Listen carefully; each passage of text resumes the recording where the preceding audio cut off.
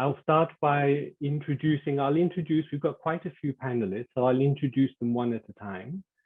But the bulk of today's meeting will be led by our research team from JET. So they will first talk about the research methodology and then the key findings.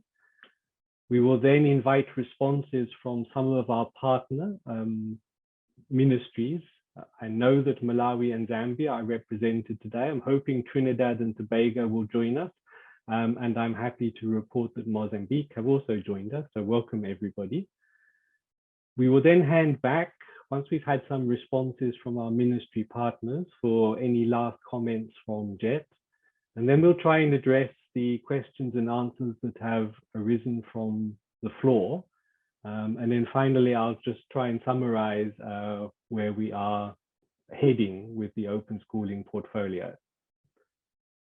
To provide some context for the study, in 2016-17, we began to promote a new model for open schooling, which we called open innovative schooling.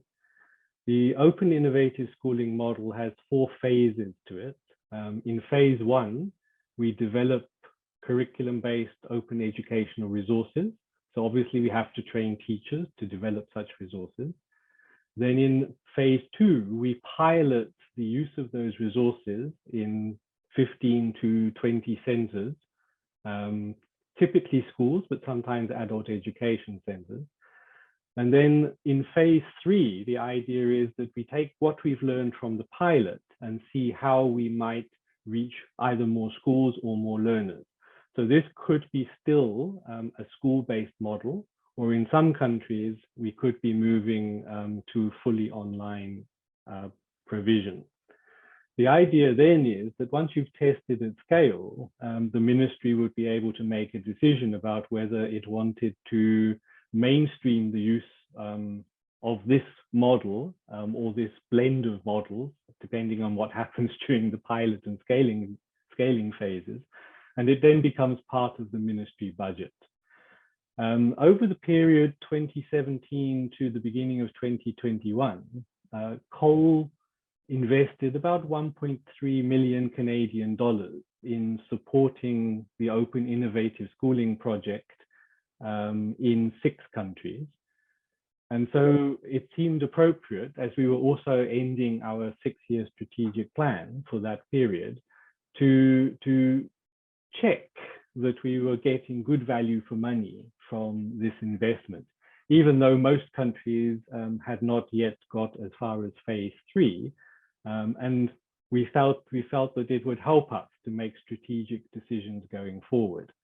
So we approached JET to help us with the costing study based upon a similar study we had done previously when we were operating in a different model. So at this point, I'm going to hand over to Christopher Manyambo from JET, who was the project lead for this project. And he will introduce his team progressively. And so talk us through what the methodology was and what the findings are. So Christopher, over to you.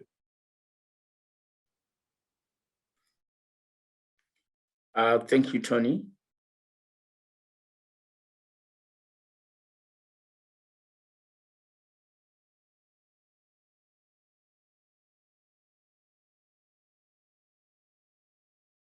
Hi, Tony. Hi, Christopher. Yes, you can start talking. The slides, are they on your side? Yes, can you see them? No. Okay, let me just.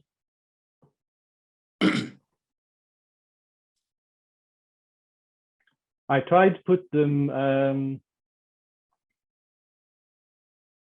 I tried to put all the slides together, but then because we all had different formats, all right. All right. It caused the problem. Thank you so much, Tony. Colleagues, I'm going to introduce the our team, who are Zahida, who will take us through the results, and then there is Morris, who is part of the team, and then I'm the team lead in this research. So basically, next slide, Tony. Basically, as Tony has said, that because COL had invested 1.something million in terms of support to the online learning, so they sought to know what is the value of each $1 in terms of monetary, in terms of the benefits. So we undertook the survey. We have interacted with the country contacts who are here. And I'm going to briefly explain the methodology which we took, so that when Zahida provides the results and I go through the social returns, you have the context. Next slide, Tony.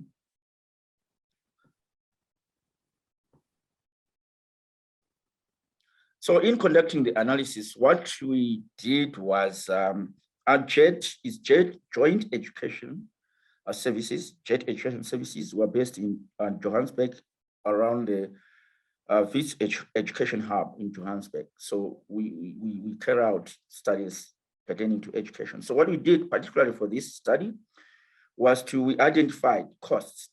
So COL gave us the costs which were incurred, which include development or setup costs, operational costs, M&E costs, etc. And we tried to get other costs which were incurred from the government. I know Malawi provided us with some additional costs from the government, but we're not able to get from complete information from almost all countries. And then when we got the cost, we reviewed documents which include country reports and reports from COL thematically. And then we also looked at other costs. When we had that, we then designed online surveys, which we then sent out. So this was purely quantitative. And then when we analyzed the results of the perception survey, we then used that information to calculate, to translate into tangible and intangible costs. Tangible costs are those which we can count. Intangible could be the soft costs, which we can't see. For example, if someone says, I am now able to use a computer more. So we turned that into monetary cost. And then with that, we then calculated the social return on investment. And we specifically used the net present value method for the sake of if there are economists in this webinar. And then just to make sure that our analysis was robust, we undertook a sensitivity analysis just to see that our results are valid. So we took a sensitivity analysis to test for uncertainties and to make sure that our analysis is robust. So without much ado, I'm going to hand over to Zahida, who is a researcher at JET, who will take us through the results of the online surveys. After that, I'll take you through the social return on investment, the monetary part. Thank you. Over to you, Zahida. Thanks, Christopher. Thanks, Tony. So as Christopher said, my name is Ida Pelly. I'm part of the research team that worked on this project for COL. And I'll just be taking you through, we conducted both teacher and learner surveys. So I'll be taking you through some of the results that we got from the different surveys by country. So first off, the slide that you're seeing now sampled by gender and also age group. So in terms of gender, there's generally a positive approach to gender equality in Belize, Zambia, and Trinidad and Tobago. And that's in terms of the female participation that we got across those three different countries. And this is compared to the female participation in Mozambique and Malawi, which was much lower. However, the high female participation in the surveys for the first three countries really speaks well to COL's support for mainstreaming gender equality. within their partner institutions, and particularly in planning, development, monitoring, and evaluation of learning programs. So for us, seeing quite a large percentage of female participants was a really good sign. In terms of the age group, it really varied, but most of them were between the 30 to 49 age group across the countries. The exception was Trinidad and Tobago, where we found a lot of between 40 to 60 plus years of respondents. Next slide, please, Tony. Okay, these results just talk about internet access. So internet access for both teachers and students is generally limited in Zambia. It's what we found during the survey. Also in Mozambique. And in Zambia, it's also due to the price and low bandwidth. Officials in Zambia, Mozambique, and Malawi, most importantly, access the internet at their offices as opposed to from their homes, and hence high proportions of those who do so always and often access the internet. This may not translate to most teachers, especially in the rural areas. Of course, we know in many African countries, internet connectivity, bandwidth, the price of data is very expensive, and in the rural areas, as we see, this just gets even worse. Next slide, please, Tony. Okay, so the largest, these graphs just show the impact that teachers found, which the COL program has on their understanding of, attitudes towards, and also their skills for working in the OIS program. So the largest proportion of respondents in Belize ranked the workshop on costs and financing, which is a particular type of workshop that COL offers under the OIS program. They ranked it as positive in terms of largely contributing to the understanding of and their attitudes towards the skills for working in the program. The activity that was rated the second largest proportion of respondents, or positive by the second largest proportion of respondents, was the buddy system between teachers and staff. And a quarter of them were not certain, but a majority of them were quite positive that this activity in particular had a great impact on them. Some schools also had not been part of the OIS initiative in phase 1, but the survey, remember, was sent to all schools broadly. So that might explain why some activities were related positively by fewer respondents. The activity rated as positive by the third largest proportion of respondents was ongoing monitoring and mentoring by notes masters, as you can see as well. The three activities rated positive or ranked positive by the smallest number of respondents were study visits, workshops on gender mainstreaming, and also ongoing support from notes masters. And this for us suggested that COL needs to put in a bit more effort in place, and also increase in funding for these particular activities. Also, the fact that high proportions of teachers were doubtful whether these activities had any impact also suggests that those who responded, the teachers who responded to the surveys, might not have participated in these activities or in the training at all. So they actually didn't know about these activities beforehand. Additionally, it's also quite possible that teachers could have misinterpreted what was actually meant by study visits. So teachers did not physically travel elsewhere, as would be the case in a normal study visit, but rather they attended content writing workshops, which was organized by the technical working groups, and they brought teachers together in a central venue. So it was an central location. It wasn't as if they were traveling to a different country, for example, which is usually the understanding of a study visit. Only a small delegation from the ministry in Belize was involved in a study visit to open schools in Vancouver. And then also with gender mainstreaming, it might have been rated low because there was only one gender mainstreaming workshop, which was held in 2016, and there were none that were held thereafter. And then gender equality, like I mentioned right at the beginning, is quite integral to COL's work. So teachers are often reminded to bear gender mainstreaming in mind when writing resources, and they often provided with that ongoing support from notes masters. Next slide, please, Tony.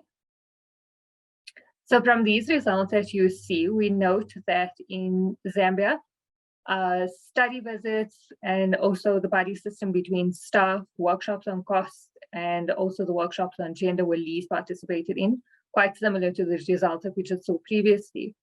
And there is probably then a need to hold these activities or workshops again and include teachers who have not yet participated. So remember, teachers would keep on coming in, and these activities or these workshops might have taken place before the teachers actually joined the various schools. So in Mozambique, it could be also again that teachers misinterpreted what a study visit actually was. And this is indicated by the low number of teachers who said that study visits have a positive impact on the understanding of the program. Next slide, please, Tony. In Belize, we see the largest proportion here of respondents rank the workshop on cost and financing also the highest. And this was one of the aspects that largely contributed to the understanding of the OIS program. In 2020, the ministry in Belize approved face-to-face summer classes from July 2021. And this is a process that will see the Notesmasters platform being utilized amongst other available online platforms.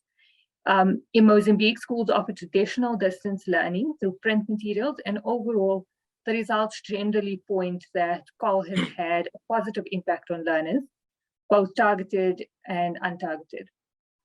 And for thousands of students in Mozambique, dialing into lessons online has not been an option, and instead teachers come to them through the TV. Next slide, please. In Zambia, overall teachers were positive about COL's impact when it came to learners, and they felt that online open educational resources fit in well with the way students like to learn, a positive finding for COL generally. In Malawi, the Actus device had not been rolled out at the time when we conducted the evaluation, but training for the pilot took place in June 2021. So although learners had not used the OER developed through COL during the evaluation, or when we were conducting the evaluation, they had downloaded materials adapted by the Ministry of Education. Notesmaster also reported that Malawi had at least 17,335 downloads between January 2017 and April 2021. The results are all positive steps as phase 2 of the rollout begins. Next slide, please. So in Trinidad and Tobago, here we're looking at the impact on learners. At least 3/4 of the learners agreed that they feel more confident when using computers and internet since the introduction of OER at their school. And respondents also agreed that using digital OER materials will improve their performance at the end of the year during examinations. A large proportion of learners also confirmed that they find it quite easy to understand how to use and interact with these digital materials. And then of the learners who also responded to the survey, almost just over half of them agreed that using digital OERs fits in well with the way they'd like to learn. Okay, the next slide, we can see that the largest proportion of teachers agreed that they now know how to develop online learning materials for their students. Many also agreed that they have a greater appreciation for the potential uses as well as the limitations of e-learning. Many of them felt, actually 83% of them felt that their proficiency in using common applications like Microsoft Word, for example, really improved during this time. In Malawi, on the other hand, teachers perceived that also, again, the way they use computers and ICT, they had a much greater appreciation for that. And then again, many of them said that they know how to develop learning materials for their students, and they also feel more confident using online management learning systems like Notesmasters, for example. Next slide, please. So in Mozambique, the graph generally indicates that there have been changes in teachers' use of computers and ICT since the introduction of the program. And again, many of them agree that they know how to develop online learning materials for their learners, and again, have become quite proficient in using online applications like the Microsoft Suite, for example. 7 out of 10 teachers also agreed that they have a greater appreciation of the potential uses and limitations of e-learning. And so these results generally suggest that although teachers are generally satisfied with their use of computers in online systems, there is a need for periodic refresher training on the online management system. In Zambia, on the other hand, 89% of teachers agreed that their proficiency using common applications have improved, with very few who are unsure or either disagreed. Next slide, please. So in police, Qual was perceived by 84% of respondents as having contributed to changes in teachers' use of computers in their teaching practice, as well as changing their attitudes towards teaching in an e-learning environment.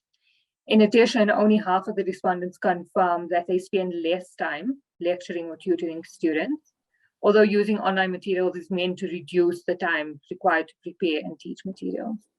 However, some of the early adopters of the new technology in the OIS had spent less time in teaching, while others came on board later down the line. In Malawi, technology-enabled learning has impacted positively, not only on conventional schools, but also open schooling. And the results show that teachers now believe they know how to develop self-instructional materials and use more learner-centered methods. And through successive workshops, they've gained a greater understanding of the OIS program. In June 2021, head teachers from 15 pilot schools were also trained on leading and managing OIS and also the use of the Actis device. Next slide, please, Tony. So in Mozambique, teachers again also know how to develop self-instructional materials. They've become more proficient in applications like Word, Excel, various different Microsoft Suite applications. And this can also be contributed to the success of workshops that were held during phase 2 of the rollout. In Zambia, teachers also use now more learner-centered methods. They have a greater understanding of how to facilitate online learning and how to develop the self-instructional materials. Very few still spend time lecturing these students, while half of them teach pretty much the same way that they did before, according to the survey. The results show their called positive contribution towards teaching practice in the OIS program in Zambia as the country moves to the third phase in 2021. Next slide, please. In Mozambique, teachers are motivated and enthusiastic to teach as they continue with their professional development. As a result of the workshops, they have increased interaction with other teachers than in the past, and they've also modified their way of teaching to get more students, or to get students more engaged in their learning process. Very few teachers in Mozambique indicated that they were fed up with the program, which is obviously a really good thing. And they were already in phase 2 of the pilot during the evaluation. In Zambia, CAL contributed largely to teachers' positive attitudes towards e-learning, which is beneficial for other stakeholders. And it's also worth knowing that STEA Learning and the Ministry of Higher Education are working together to provide a portable tablet called EduTabs to colleges and universities. So these devices are specifically designed to enable easy access to educational materials, which obviously will speak really well to the OIS program. Next slide, please.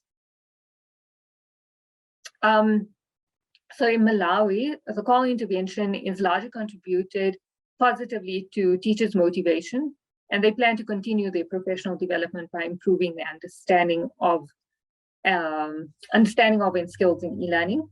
The feeling of being fed up could be somehow attached to the failure to use resources that they had developed, which can create a bit of a feeling of frustration. The resources were reworked during the first 3 months of 2021 for offline use. And so obviously in places where there are access issues, internet access issues, this would have worked really well. Key contacts explain that some teachers were discouraged because they had been trained in 2017 and 2018, and it took quite a significant amount of time for them to actually start using the online content.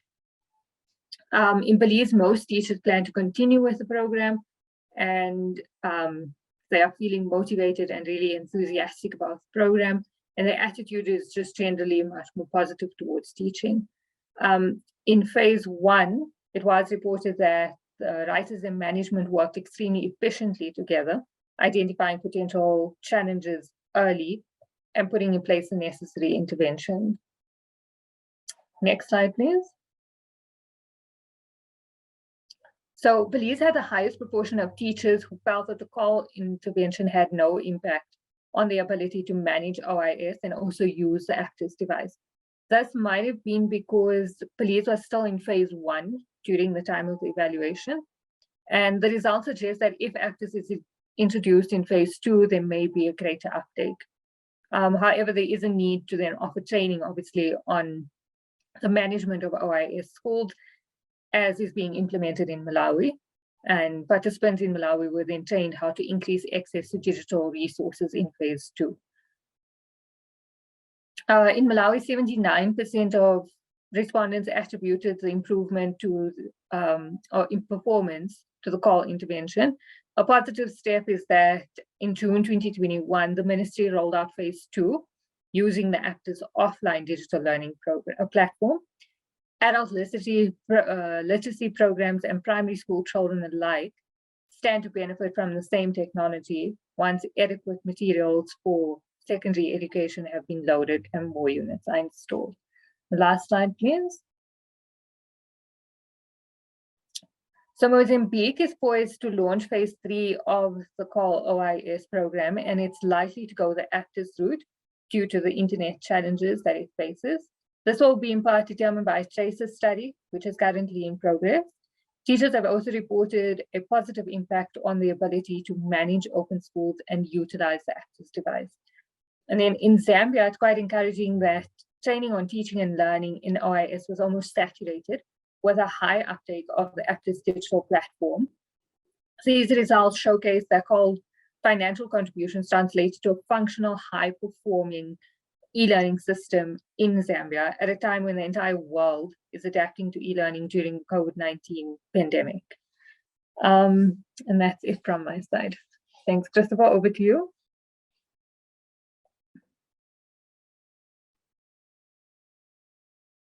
Thank you, Zahida. Tony, next slide. So colleagues, I am going to present now the social return on investments, which will tell us to say, as Tony said, they put aside 1-something million Canadian dollars investing in this. So I'm going to quickly provide results on what is the translation of the results which Zahida has presented in monetary terms. So we run a social return on investments method, which is an evaluation method for the sake of economists around the table.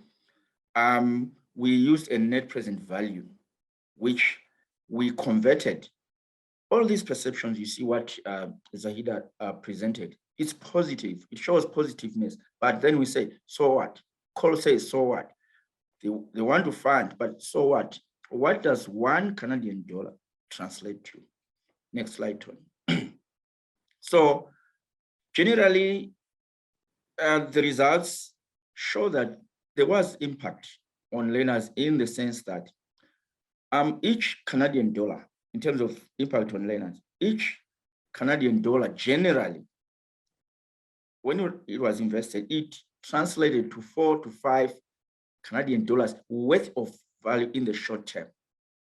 What that translates to is that 1 Canadian dollar translated to 5 times in terms of the impact.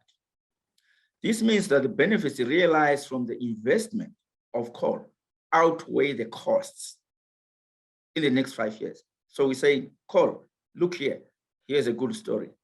Actually, there is reason to continue funding because each $1, each $1 Canadian dollar is translating 5 times in the next 5 years. The total cumulative net value was about 18.6 million in the short term. That's in approximately in the monetary terms. So we are saying, this slide is saying, the return on investment period for all countries for impact of learners was 5 years, meaning that that is how long it will take for the full benefits which were invested to be realized. So in the next 5 years, coal will have realized we will have realized in cost profits, I can call it, from what they invested. We find out that there are no significant differences in coal's impact between the Caribbean countries and the Southern African countries. It's all translates to 1 to 5, 1 to 4. There are no significant difference. Next slide, Tony. In terms of startup programs, as you've seen Zahida, what she presented, they were positive, but in terms of monetary terms, the contribution in Belize and Malawi was 2 to 1. Now I'm zooming into the countries, meaning that in the short term, for every $1 Canadian which was invested, it resulted into two times. Mozambique, Trinidad, Tobago, and Zambia, every dollar was higher. So Trinidad, Tobago, Mozambique, and Zambia, the results of investing the $1 were higher than for Belize and Malawi, which probably when our colleagues come in, maybe they might unpack as to why we see this trend. This means that for every dollar invested in the curriculum, setting up the curriculum and providing the learners, approximately $2 was created.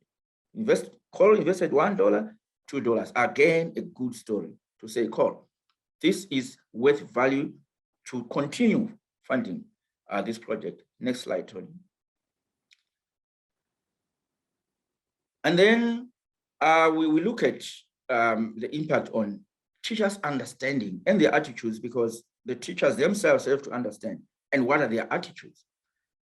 As presented by Zahida, you saw that it was green on the graphs, meaning that the attitudes were positive, the understanding was positive, but in monetary terms, we see that Belize, the change in the use of computers was 3 to 1. Every $1 Canadian translated into 3. In Malawi, it translated into 4. So when our colleagues you unpack, we would like probably to know what happened in Malawi that it's 4. $1 translated 4 times, Belize 3 times. Next slide, Tony. And then we look at Mozambique. It's again 3 to 1.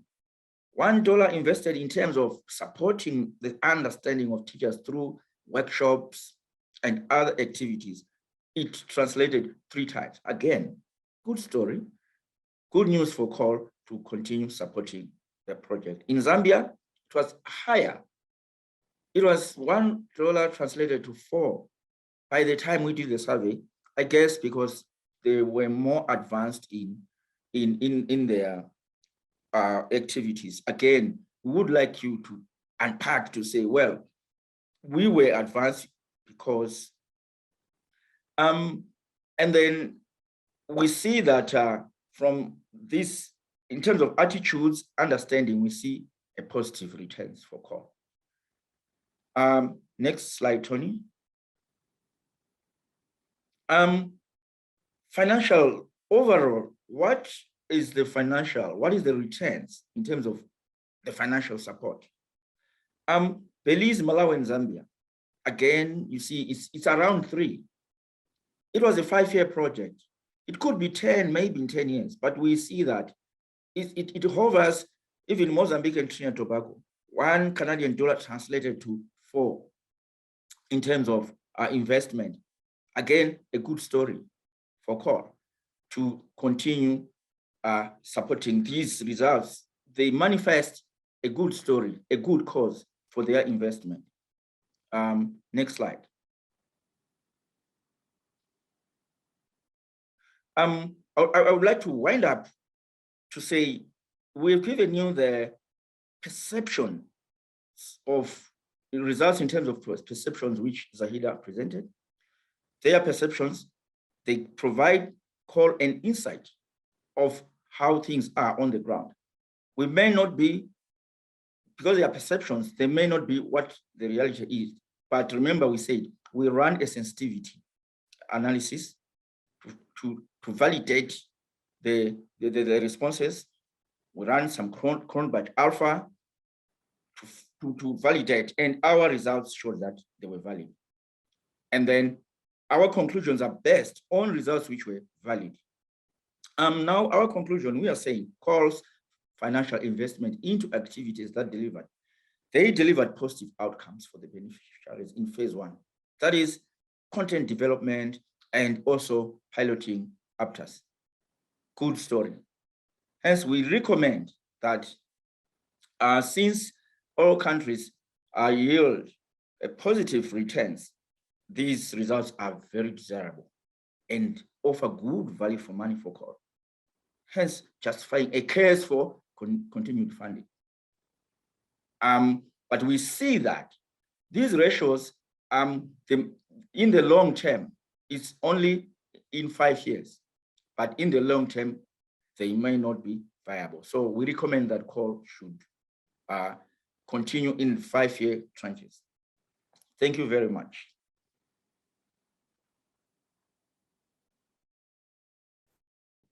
Thank you, Christopher and Zahida, for the rundown of what is actually a very detailed and quite long report. Yes, I think the work that we have been doing has both shorter and longer term objectives. So eventually, we are hoping, as I said, that in phases 3 and 4, the scaling up and mainstreaming of the work would happen within the ministry's own auspices. At this time, we have fortunately with us some of our country partners. So I'd like to invite our colleagues from the Malawi College of Distance Education, who are our main partners in Malawi. That's Henry Gwedi and Victoria Kalaya. Would you like to respond to the presentation by Jet? Thank you very much. In the first place, let me thank Jet for the wonderful work that I've done so far, the good presentation. I've enjoyed it and I've liked the content itself. Let me begin by saying that I could see some positive steps in the presentation, bearing in mind that by the time Jet was conducting the research, we were still in the phase 1. And we have just graduated into phase 2, because then by that time we were training the teachers, training OS coordinators, training other stakeholders. But going through the presentation, listening to the presentation, I could see some positive steps indicating that really there is value for money in whatever we are doing.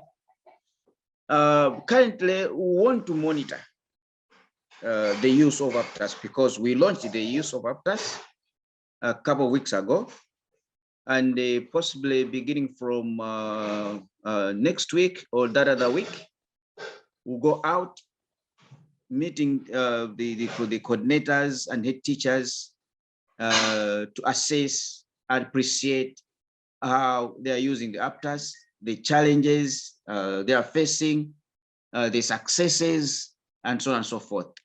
But based on what Jet has presented, I feel we are on the right track in the presentation of, in the implementation of the project. There was a mention in the passing by Christopher saying, particularly on the use of computers. Yes, we are living in the world of technology. And what we are doing in Malawi is to encourage teachers to embrace the use of computers, because that's the only way we can improve access to information. Particularly in the COVID-19 pandemic, learners used junior materials developed by MCDE with the guidance of Notesmaster. This explains why over 17,000 learners, as indicated by Jet, were able to access the information. So that also prompted something in the use of computers, both teachers and learners. Some were using even their smartphones. So we are living in the world of technology, and we normally encourage them to embrace that. Maybe that explains why the figure was a bit high. But in a nutshell, since some will comment, I would say that the findings by JET are quite good, and they are pointing towards the increase in the use of information by using of computers. Maybe my colleague may have something to add. Thank you, Henley. That is true. Commonwealth of Learning helped us in the development of online materials for junior secondary. As the government, Malawi, Ministry of Education committed itself by looking at how useful this program is. It has also, it is supporting Malawi College of Distance Education that we are now developing online materials for senior secondary. So we are in the right track with the skills that we have gained through this project, through this model. And there are also plans of digitizing of the curriculum in Malawi and the learning materials. We are, with the skills that we also gained, we are helping other stakeholders and other directorates in the Ministry of Education in the development of electronic materials. Thank you. Thank you, colleagues. So we're on a learning pathway, I think, with Malawi. We've progressed from phase 1. We're now starting phase 2. I'd now like to give an opportunity to our colleague from Trinidad and Tobago. Dr. Amir Conrad Christopher is Cole's focal point and my key contact person for open schooling initiatives. So over to you, Amir. Hello, good morning, everyone. Thank you, Dr. Mays, for having me this morning. I would like to say thank you to the team for a really well presented compilation of the data. I think it was very easy to understand. In Trinidad and Tobago, I think that COL would have been really instrumental in both the launch as well as the revolutionization of the entire concept of OER. Here I would just like to mention that Trinidad and Tobago would have done an OER course with the Commonwealth of Learning, which really supported the construct of further open educational resources. In Trinidad and Tobago, the key would have been management on this side. I think also with Trinidad and Tobago, we are still in the first phase, and we have overcoming some challenges to really push forward with the open school. Thankfully, however, we have the support of our Minister of Education to actually formalize the OIS. So I would really like to say that the data that was presented here was extremely informative, and it really spoke to the merits of the Commonwealth of Learning and to you, Dr. Mays, in really continuing the support of Trinidad for Trinidad and Tobago, which I know could have been challenging at times. The continuation of the OIS in Trinidad and Tobago, however, is extremely crucial at this time as we move forward to mitigate learning loss as a result of COVID. And it is really necessary that we continue with the OIS model, because I really think that looking at the comparison and contrast of the two models, the one that was before and the OIS model, I think that the data shows, as well as the research would suggest, that the OIS model would perhaps be the better model to continue to pursue. Additionally, the concept of 5 years is also fundamental. It is underlined because as different countries we do have different issues. And I think that COL's continued support is really fundamental, and it underlies the not only the establishment, but it is very important for the systems. I think that COL would have really assisted in developing the systems, because as you know, you don't rise to the level of your goals, you actually fall to the level of your systems. And if it is, you do not have your proper systems, I really think that sometimes the entire program can be derailed. So it was very heartening to see that the initiative was really had a good value for the money that COL would have put out and COL would have demonstrated. And I really want to say thank you very much to you, Dr. Mees. I think your patience is unparalleled. So thank you very much for that. I think that is it for Trinidad and Tobago. In terms of the open educational resources and Notes Master, we would have created a plethora of open educational resources, and that is really due to COL. Firstly, beginning with the Notes Master, and then the teachers actually continuing to create it, we are on their own. So we would have developed a cadre curated of open educational resources that is apart from Notes Master, which came out of Notes Master, but the teachers started to create their own sources. And I think that is really what it is you want. You want to create, as well as you want to continuation and sustainability of the program. I am looking forward to the second phase. We have not rolled out our Aptos devices yet, but we do hope to, in January, to really, with the support of the Ministry of Education, who has pledged their support, because it is, as the panel, researchers would have stated, that it will also need ministerial support for sustainability. So I think that all around, I concur with the findings, and I look forward to continued working with COL with the open and innovating school and matter. Thank you. Thank you, Amia. Yes, it's quite exciting, because once you start developing curriculum-based OER, they can be used not only by children and youth who have dropped out of or been unable to access schooling, but they can also enrich teaching and learning in mainstream schools. Okay, so we also have with us Matthews and Inutu from Zambia, who are our partners. We're working with the Ministry of General Education. And I'm going to share my screen again, because they have prepared a presentation. So I just need to get out of this one and get into the Zambia presentation, this one. So hopefully you can see the screen now. Inutu or Matthews, are you going to talk to this? Yes, Tony, I'll begin, then my colleague, Mr. Musonda Matthews, will join in later. Okay. Okay, so we wish to say good afternoon, good morning to our OIS family.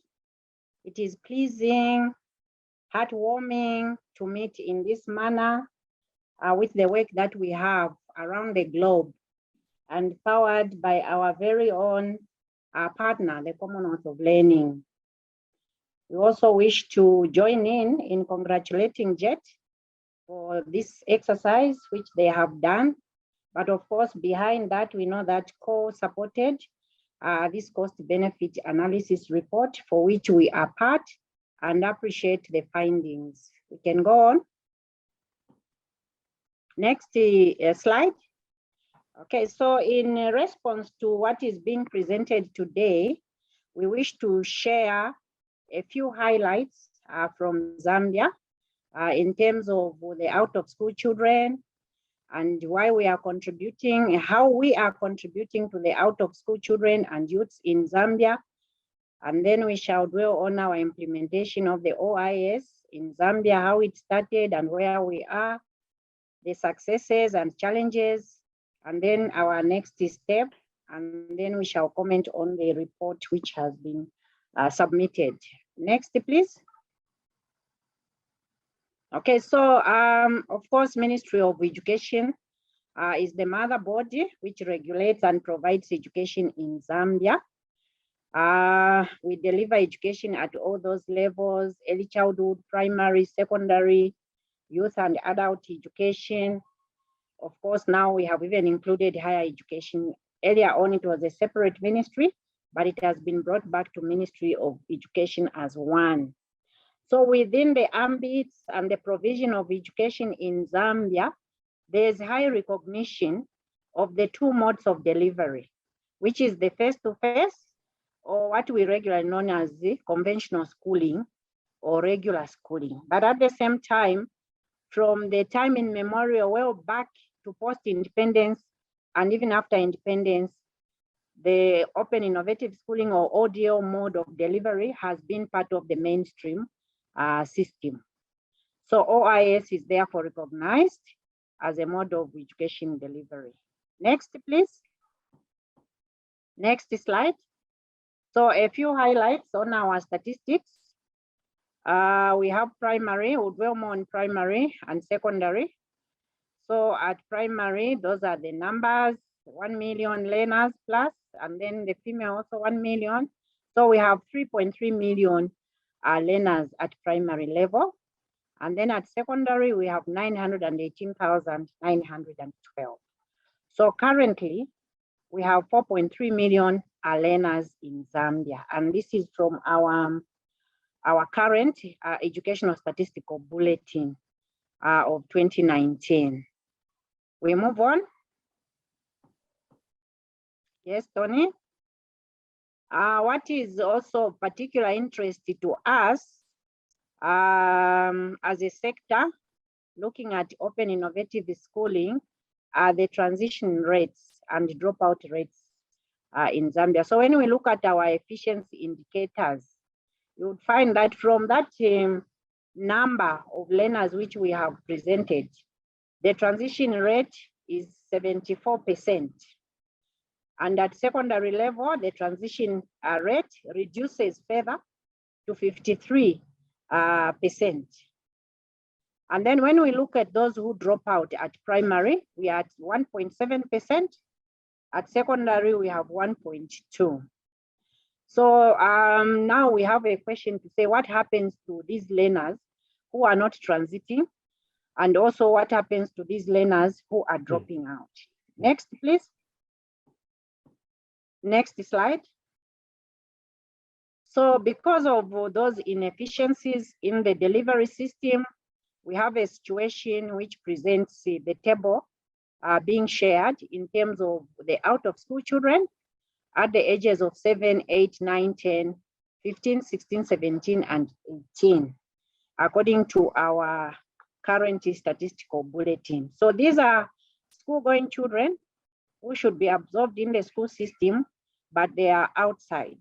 They roam the streets, or they are just in their own activities, but they haven't completed the levels of education as we envisage to be the case in Zambia.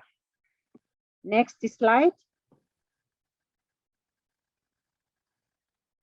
Because of what is presented before us, we have 857,576 out of school children and youths, of which we have 436,815 males. The rest are females. Next slide. Of course, the reasons are many. There are individual factors, institutional factors, community and household. At individual factors, some of the children just push themselves out of the school system due to their attitude or personal issues to do with the schooling. At institutional level, you'd find that access in some cases is still limited. We do not have adequate classrooms to absorb the incoming learners due to the high population of 2.8 growth rate.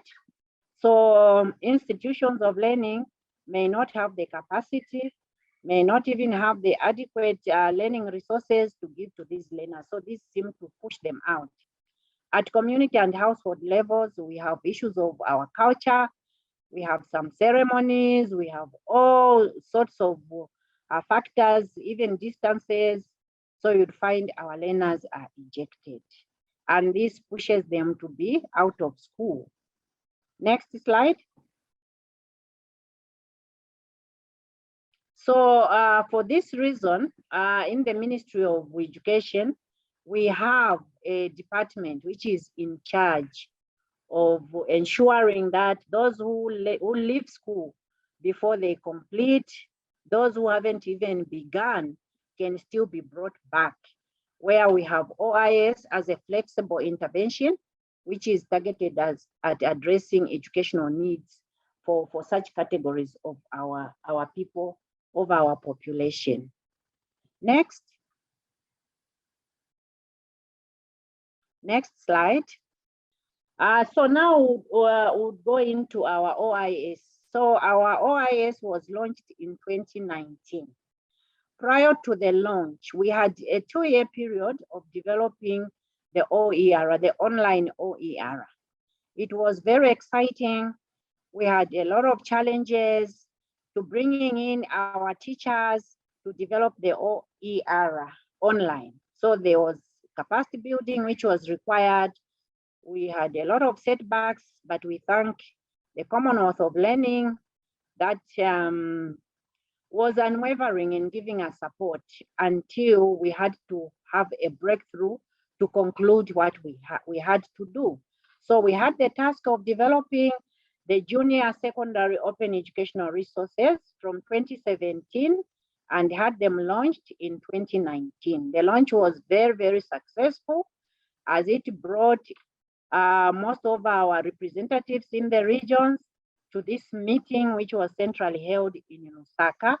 So starting with the launch was an eye-opener in terms of advocacy, in terms of sensitization, which sent a bell all our provincial education leaders about the program.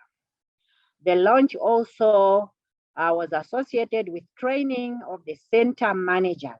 And what we did was that we didn't just bring the center managers, we brought on board the ICT teacher, the technology teacher in the center to ensure that where the center manager is lacking in the technology skill, the ICT teacher would be handy to ensure that the program takes off and is implemented.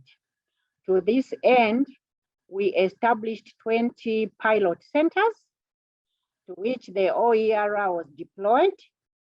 Of course, on our program, we ensured that we included mainstream schools, and we had to put 5 schools onto the package so that there would be a control so that we can have lessons learned from the 5 mainstream schools. And then we have the 15 mainstream schools. So this program started in 2019, as I've mentioned. So in 2020, we had to do a short-term check.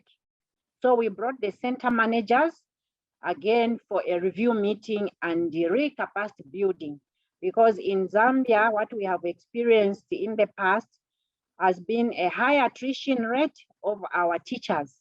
Teachers are moving from one center to another, equally the head teachers. So for that reason, we had to bring them again on board to give them some refresher reminders or training. So this was successfully done, and this also followed a training in monitoring and evaluation.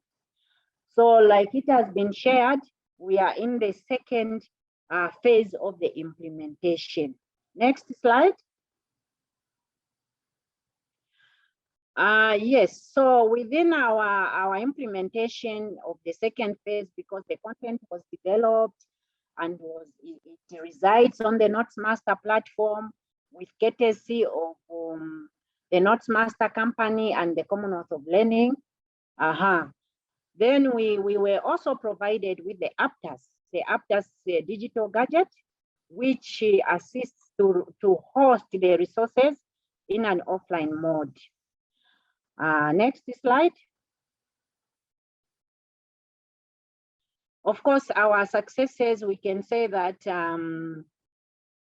it has given our learners, our population flexibility, especially the marginalized and vulnerable, as the APTAS was targeted to our OIS to ensure that the marginalized and vulnerable can still access the resources on a low-cost system. Of course, the success is that we've seen that it has given opportunities for our learners, the OSC and the youths who cannot attend the conventional schooling.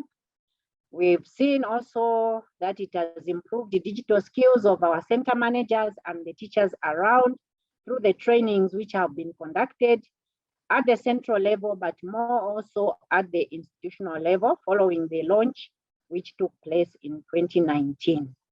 This has also improved the acquisition of knowledge and skill in mathematics and science in learners, especially among girls. We say so because our pass rates have consistently shown that the girl child does not perform quite well in mathematics and science, probably because of other issues surrounding the learning pathway of the girl child. But with what we have as OERA, the girl child now can be on their own and they can manage their learning spaces. And this information, we are getting it from the centers. It has also enhanced collaborative learning among learners, irrespective of their location. This we have learned through the Notes Master platform. We have followed and we have observed and we have gotten lessons as our learners are able to interact across spaces from one region to another on any given time they are able to meet. So the interactive media content engages our learners also. These are the voices we have gotten from the learners themselves. Next slide. Okay, so if we talk about the challenges, we can say that like any other country, especially in the sub-Saharan Africa, Zambia is among those that still have challenges in terms of computer and ICT accessories provision. We are still far below the required provision. So this also presents a challenge to the vulnerable and the marginalized, because these people dropped out of school or they were pushed out of school due to some factors, which includes poverty, which may include a child-headed household. So when we bring them back and the APTAS is there, they still have a challenge of requiring a computer, a smartphone, so that they can learn in their own spaces, especially during the COVID pandemic period. But then you find that also at the OIS, there are cases where they do not have adequate computers. They are still battling with issues of ratios in that area. We still have a challenge of high cost of internet. The institutions have to prioritize, but they do not have adequate grants and resources to ensure that internet is available as and when required. Here in Zambia, we have experienced inadequate skill to transfer online content onto the APTAS. We have engaged, we did re-engage ourselves to follow on the training which took place at the time of the launch. But amongst all the ICT teachers, no one has managed to get the other resources online to add on to the APTAS gadget, because at the time of the launch, we had only 4 subjects which were completed and were ready for presentation. But to get the other remaining subjects and courses to push them onto the APTAS, it has remained a challenge. And they kept on referring to Diane, and we have engaged Diane, but we have lagged on that part. So the challenge is that the APTAS is there, but the APTAS has fewer learning resources compared to what is on the online Notes Master. Next slide. Inutu, we have now reached our 1 hour for this session, so I'm thinking we're going to start losing some people. Okay. So let me just May we? Let me maybe- just now sum up on the comments to the Mhm. report. Mhm. So in terms of why Zambia is faring well, as in terms of the cost-benefit analysis, we did a lot of sensitization, as I've mentioned. So people are very much aware about the North Master platform because it has also somehow worked out for us during the COVID. We had to find a solution for continuity of learning for both the mainstream and also the out-of-school learners. So that has worked well for us. And yes, the ministry also appreciates and supports the OIS. What else came out? Why? I think I've mentioned that we've had the M&E training. We also conducted a review meeting for the center managers to re-engage them. Hence, our people were aware even when the survey was taking place because we have even WhatsApp groups for them. So we rolled out this information and they were able to give us feedback. But the challenge which we have is it's difficult for us to maintain the first cohort of teachers, the first cohort of ICT teachers to manage this program going forward because they have been transferred to other places.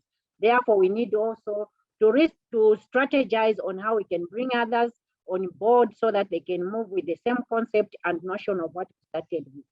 Otherwise, thank you so very much, Cole. Continue supporting us. And also thank you, Jet, for the report. I submit. Thank you. Thank you very much, Anuta. I'm sorry that we had to cut you off. As I say, we tried to put this presentation together for an hour. I can go over, but we will start to lose some people. We do have, before I hand back to Christopher for some closing comments, we have one question in the chat that is asking about whether implementation of the model has resulted in any disruptions. But before we address that, and maybe Christopher would have some insights there, we do have with us Sergio Cossa and Lourdes Nakala from Mozambique. Mozambique are probably the furthest along in terms of that they have been piloting for some years.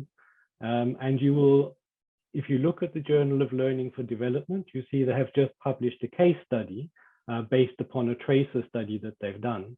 So before I hand back to Christopher, Sergio, is there anything you would like to add to the current discussion? First of all, thank you, Tony. Good evening, everyone. Sergio has allowed me to speak on behalf of him and the country. Yes, actually, we don't have much to add, only we would like to thank the JET's presentation, as it's a good initiative by call to commission the study. I think we ourselves will have basis to influence the realization of open innovative school activities, and even the upcoming phases for an eventual scaling up of the program. In the monitoring that we have done, the main observation was that students need to have compatible cell phones to access materials stored in Aptus. So we look forward to continuing to work with COL to help us finding out solutions, suitable solutions to our challenges. Let me say that open schooling in Mozambique is one of the government's priority, as it provides education to students that were in the night shift. And because of the COVID-19 pandemic, these classes were suspended. So the government has been using open schooling initiatives to absorb these students nationwide. So for this reason, open school initiatives in Mozambique it's a commitment by the government to mitigate educational needs, and especially those imposed by the COVID-19 pandemic. So thank you, Jets, for the presentation, and hope to continuing work with COL. Thank you. Yeah, I think it's important that we remember that even before the pandemic, there were 300 million children of school-going age who are not in school. And more countries are reporting to me that as they reopen after the pandemic, not all children are coming back. So probably that number has gone up, but we don't have the stats yet. In addition, I think there are many countries who have growing numbers of not in employment, education, or training young people who may have completed schooling but not well enough to proceed, or who dropped out of schooling and need a second chance opportunity. So the curriculum-based OER that we create can be a support for lots of those different purposes. Unutu has her hand up, but I want to just hand back to Christopher for a moment to make a couple of closing comments from Jet, and then I'll ask Unutu to ask her question. No, sorry, Tony. It's fine. It's taken care of. It's fine. Thank you. Okay. Thank you, Tony. Thank you, colleagues. I would like to say closing remarks from the Jet side. Firstly, I would like to thank all the key contacts which we worked with. We acknowledge that your contribution and in coming up with the report. And then secondly, I would like to thank COL for this initiative, which, as we can see, is bringing fruits in terms of education. When you go to the Sustainable Development Goals in terms of education, it's one of the key factors which is fishing people out of poverty, although there's high unemployment. So this, to COL, is a very good initiative, which we are happy to be part of contributing to the cause and the dialogue. Thank you very much. Thank you, Christopher. Thank you, colleagues. I realize we're a bit over time by about a quarter of an hour, but I think it's been a very rich sharing. COL will continue to support the open innovative schooling model alongside its continuing support for existing open schools to expand their outreach. And also, we're undertaking quite a bit of research at the moment as we start our new strategic planning phase,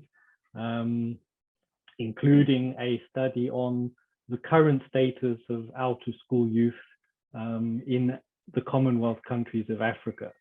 I think we need to close now.